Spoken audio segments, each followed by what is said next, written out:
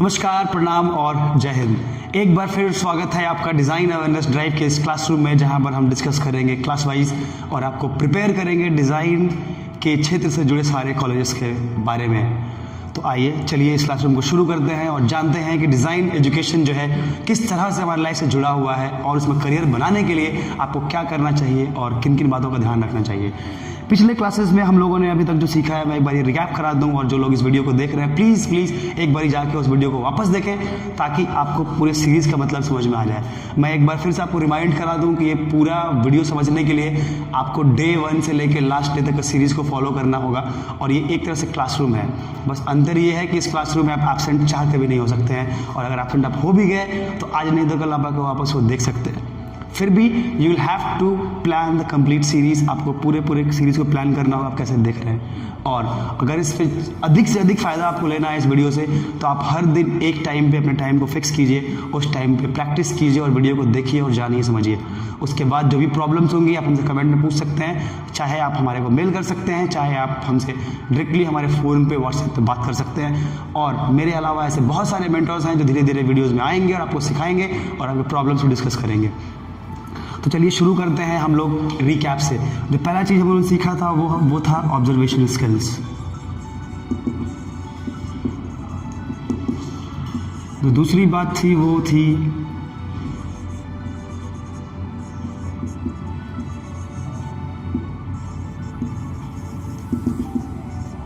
Creative ability, और उससे पहले हम लोग जिक्र कर चुके थे कि what is required to study or to become a design student। Designer बनने के लिए, डिज़ाइन स्टूडेंट बनने के लिए बस एक ही चीज़ की ज़रूरत है और वो है थॉट की। यानी कि अगर आप सोचते अच्छा हैं या फिर आपकी सोच उस तरफ जाती है कि हर बारी किसी चीज़ में आप इम्प्रूव कर सकते हैं, यानी कि किसी चीज़ को आप नए तरीके से पेश कर सकते हैं, या फिर किसी चीज़ को आप अपने ऑब्जर्वेशन से उसको और बेहतर बनाने की सोच रखते हैं और कहीं ना कहीं आप उसको करने बढ़ जाते हैं आगे, वहीं से शुरू होती है पूरे डिज़ाइन के सिस्टम और वहीं से स्टार्ट हो जाता है आपका डिज़ाइन का एजुकेशन। तो आइए हम लोग अब इस चीज़ को आगे लेके बढ़ते हैं। और रही बात क्रिएटिव एबिलिटी की, जो मैं मिस कर रहा था, वो ये है कि अगर हम ह्यूमन बीइंग्स हैं और हम अगर सोचने की क्षमता रखते हैं और कुछ नया बनाने की क्षमता रखते हैं तो we have the creative ability. हम ऑलरेडी क्रिएटिव हैं और हम अपने एबिलिटी को यूज़ करेंगे। आज की क्लास में शुरू करने से पहले मैं आशा करता हूं, और मैं पहले भी रिक्वेस्ट कर चुका हूं कि अभी तक आप जो मैंने लिस्ट दिया था सामान का, वो सामान खरीद चुके होंगे, और उस लिस्ट का इस्तेमाल आज हम लोग एक एक करके धीरे धीरे करके यूज़ करेंगे। तो सबसे पहला चीज़ जो हम लोग अब कर रहे थे वो ये था कि हमें एक सामान का लिस्ट खरीदना था। जो सामान मार्केट में मिलना था वो आपको खरीदना था, और उसके बाद जो हम लोग डिस्कस करने वाले थे वो ये कि जो हम लोग एक ऑब्जेक्ट की लिस्टिंग कर रहे थे, जो मैंने लास्ट क्लास में बात की थी, वो था 600 ऑब्जेक्ट्स की लिस्टिंग। 600 ऑब्जेक्ट्स की लिस्टिंग की जा रही थी। तो ऐसा नहीं है कि ये कोई रॉकेट साइंस है या फिर ये कोई ऐसा चीज़ है जो हम ही लोग कर रहे हैं। ऐसे बहुत स्टूडेंट्स हैं। मैं करीब 5000-6000 स्टूडेंट्स को अभी तक पढ़ा चुका हूँ, और मैं अलग अलग वर्कशॉप सब जगह जाता हूँ जहाँ पे बेसिक प्रोसेस है डिज़ाइन को समझने का और थॉट को वापस करने का। तो अभी जो हम ऑब्जेक्ट्स लिख रहे थे उसका वैल्यू सिस्टम क्या है, उसकी रिक्वायरमेंट क्या है।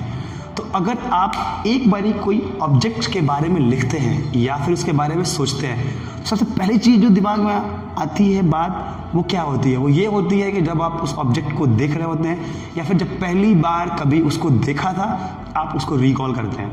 यानी कि हम कुछ नहीं कर रहे होते हैं, आप अपने दिमाग को एक रिकॉल सिस्टम देते हैं।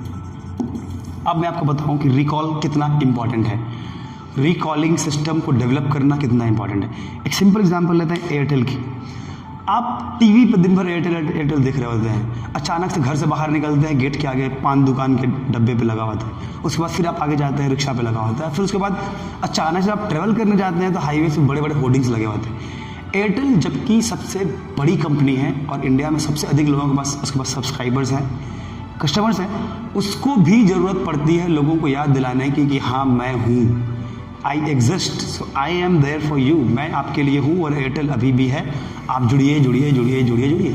तो दो चीज़ें, एक कि आपको बार बार बता रहा होता है। दूसरी बात, वो जितने बार दिखेगा आपकी क्रेडिबिलिटी आपकी बनेगी और आप उससे जुड़ने की कोशिश करेंगे, तो वो अपने आप को आपके पास हर प्लेटफॉर्म पे लेके आ जाता है और ख़ुद को प्रेजेंट कर देता है और वहाँ से आपको रिकॉल देता है और फिर आप उसको रिकनेक्ट करते हैं कि अरे यार एयरटेल तो हर जगह, यहाँ भी, यानी कि वो एक अच्छा ब्रांड है, एक अच्छी बात है। तो आप जुड़े रहना कोशिश करते हैं।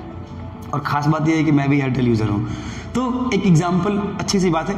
ये मेरे सोचने का सिस्टम है और अभी तक ईश्वर की कृपा से ये बात सब जगह सही रही है और एक एग्जाम्पल अच्छा रहा है, तो आप रिकॉलिंग सिस्टम समझ सकते हैं। दूसरी बात, रिकॉल तो ठीक है कर तो लिया हमने, तो अब उसका एक्चुअल इस्तेमाल कहाँ है टेस्ट में? Why do we use and how do we use recall in the test? हम टेस्ट में रिकॉल का यूज़ कैसे करते हैं? तो लोग बोलते हैं कि एग्ज़ाम देने के लिए you have to be talented, agreed. उसके बाद लोग बोलते हैं कि you have to be very technical, again agreed.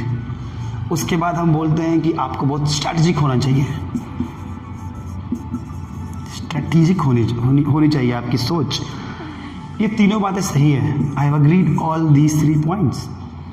लेकिन इन सबको होने के लिए सबसे पहले जो मुझे लगता है, और यही सही बात है, वो है रिकॉल।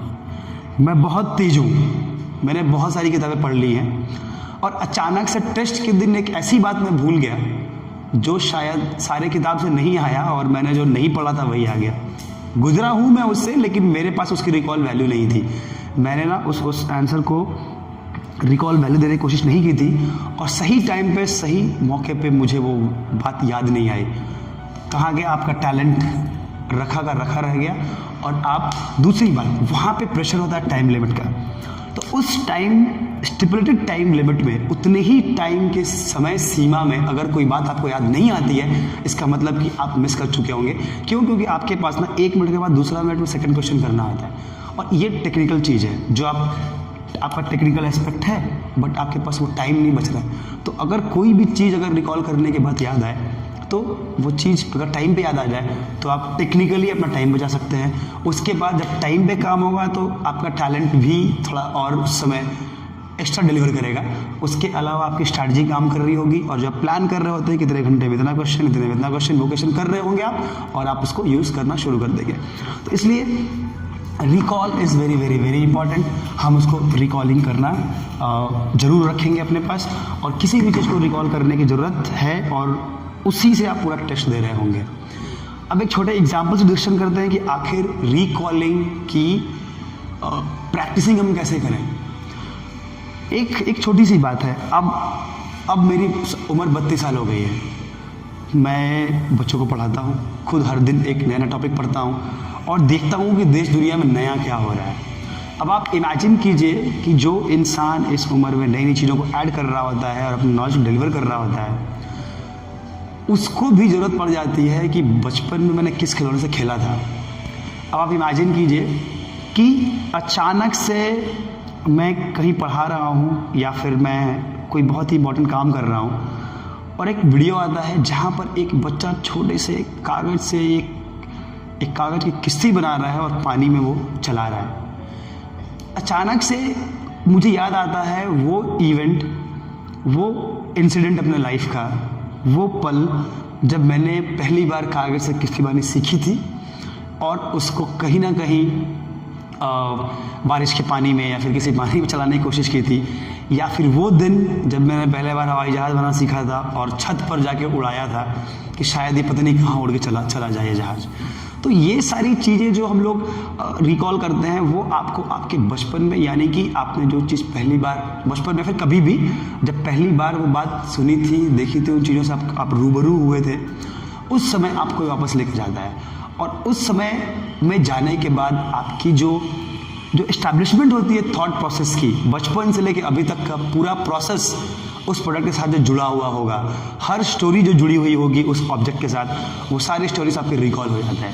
यानी कि आप 600 ऑब्जेक्ट्स लिखते लिखते आप अपने लाइफ के 600 स्टोरीज रिकॉल कर लेते हैं। अब आप सोचिए कि 600 कहानियाँ आपको 600 तरीके से आपको क्वेश्चन को आंसर करने का, 600 अलग अलग सवालों का जवाब देने के लिए एम्पावर कर देता है। तो आप सोचिए कि 600 ऑब्जेक्ट में लिखने के लिए क्यों बोला था। इसीलिए मैंने बोला था कि मैं आज नहीं बताऊंगा आप क्यों लिख रहे हैं, अब आज आप जानेंगे कि वो क्यों इम्पोर्टेंट था। अगर किसी ने नहीं लिखा है तो आप एक पर्पस को डिफीट कर चुके हैं। क्यों? क्योंकि वो प्रोसेस ही वही था। आज जब आप वैल्यू जानने के बाद लिखने जाएंगे तो आप शायद उतने सीरियसली इस क्लास को नहीं ले रहे हैं जितना लेना चाहिए। तो अगर आपने इस बार ये हमारा टॉपिक मिस किया है तो अगले बार ध्यान रहे कि जैसे ही आपको असाइनमेंट दिया जाए आप एग्जैक्टली वैसे ही करें। इमेजिन कीजिए हम क्लासरूम में जाते हैं, हम लोग टेक्निकली होमवर्क्स नहीं देते, एक बेसिक क्लास वर्क होता है। हमारे यहाँ होमवर्क कॉन्सेप्ट नहीं है। क्यों? क्योंकि हम लोग 15-20 मिनट आपके सामने होते हैं और बाकी का 2-2.5 घंटा आपको छोड़ते हैं काम करने के लिए, तो होमवर्क तो हुआ ही नहीं। वो 3 घंटे के क्लासरूम में जो हम लोग सेटअप कर रहे हैं आप उसी में काम कर रहे होते हैं। तो आप होमवर्क अगर नहीं करेंगे तो कम से कम क्लास वर्क तो आपको करना होगा।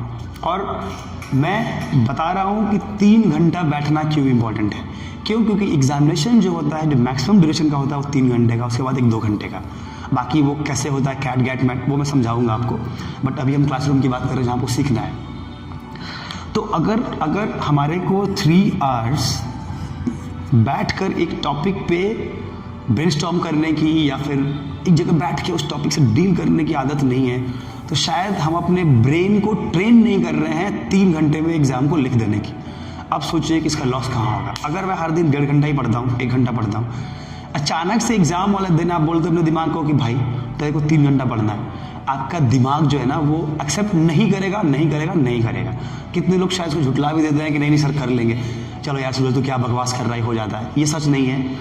आपको अपने माइंड को, अपने ब्रेन को, you have to train your brain, यानी कि अपने दिमाग को ट्रेन करना है ऐसे एक्ट करने के लिए। तो बेसिकली ये पूरी की पूरी जो सेशंस हैं, जो पूरा का पूरा क्लासरूम सिस्टम है, वो आपके माइंडसेट को, आपके थॉट प्रोसेस को, ब्रेन को ट्रेन करने के लिए है। ये बहुत इंपॉर्टेंट है। जिस दिन आपके ब्रेन को अपनी ट्रेनिंग दे दी, आपका काम आसान हो गया। तो चलिए अब हम लोग डिस्कशन करते हैं कि उस ऑब्जेक्ट को लिखने के बाद उसका करना क्या है।